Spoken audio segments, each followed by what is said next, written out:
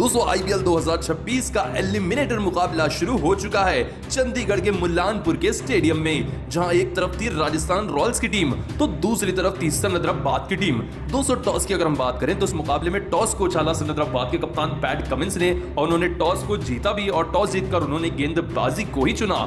लेकिन उनकी ये गलती उनकी जिंदगी की सबसे बड़ी गलती साबित हुई, क्योंकि मैदान पर आए वैभव सूर्यवंशी और उनके साथ यशस्वी जायसवाल। दोस्तों इस 15 साल के बच्चे ने आज क्रिस गेल के छक्के को रिकॉर्ड को भी तोड़ कर रख दिया।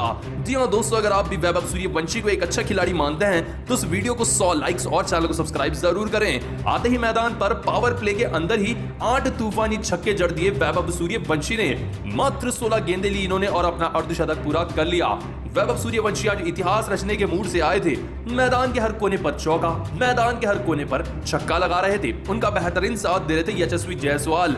मात्र 6 ओवर में 100 रन के बाद चली गई राजस्थान रॉयल्स की टीम, जहां एक तरफा बल्लेबाजी कर रहे थे वैभव सूर्यवंशी।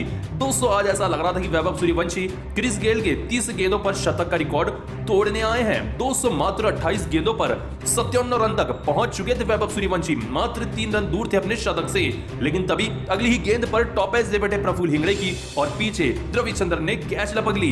1 रन दूर अपने शतक से चूक गए। जी हाँ दोस्तों, मात्र 1 कदम दूर थे वैभव सूर्यवंशी क्रिस गेल के रिकॉर्ड तोड़ने से, लेकिन वो हो नहीं पाया। 29 गेंदों में 57 रनों की शैतानी पारी खेलकर 12 छक्के व 5 चौके लगाकर वैभव सूर्यवंशी में आउट हुए। मात्र 8 ओवर में 125 रन के पार चली गई राजस्थान रॉयल्स की टीम। दोस्तों उनके आउट होने के बाद आते ही जायसवाल भी इस तरीके से एज दे बैठे और पीछे अभिषेक शर्मा ने कैच लपक ली। दोस्तों ये गेंद थी शिवांग कुमार की। 29 रन बनाकर 29 गेंदों में जायसवाल आउट हुए। दोस्तों लेकिन उसके बाद आए ध्रुव जुरैल और इन्होंने भी अपनी बल्लेबाजी से मैदान पर गर्दा उड़ाकर रख दिया। मैदान का ऐसा कोई कोना नहीं छोड़ा ध्रुव जुरैल ने जहां उन्होंने तूफानी बल्लेबाजी ना की हो। जो काम वैभव सूर्यवंशी ने किया था उससे भी खतरनाक काम इन्होंने किया। मात्र 20 गेंदों पर अपना अर्धशतक पूरा कर लिया, लेकिन तभी 21वीं गेंद पर एक और बड़ा शॉट लगाने के चक्कर में ये भी टॉप एज दे इस तरीके से और गेंद के नीचे आ गए नीतीश कुमार रेड्डी, जिस गलती से मुकाबले में 50 रन बनाकर 21 गेंदों में ध्रुव जुरैल आउट हुए। लेकिन इन्होंने भी एक कारगर पारी खेली। 200 रन के पार पहुंच गई राजस्थान की टीम 15 ओवर में।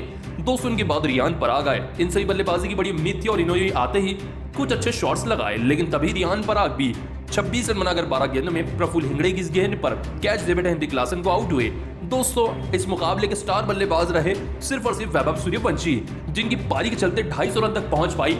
राजस्थान की टीम पहले बल्लेबाजी करते अपने निर्धारित 20 ओवर में। ऐसे में 244 रन के लक्ष्य का पीछा करने उतरी हैदराबाद की टीम। हैदराबाद की तरफ से ट्रेविस हेड व अभिषेक शर्मा सलामी बल्लेबाज बनकर आए, लेकिन आते ही जोफ्रा आर्चर की इस गेंद पर बाउंसर पर फंस गए अभिषेक। एच डेविड और पीछे ध्रुव जुरैल ने कैच लपक ली।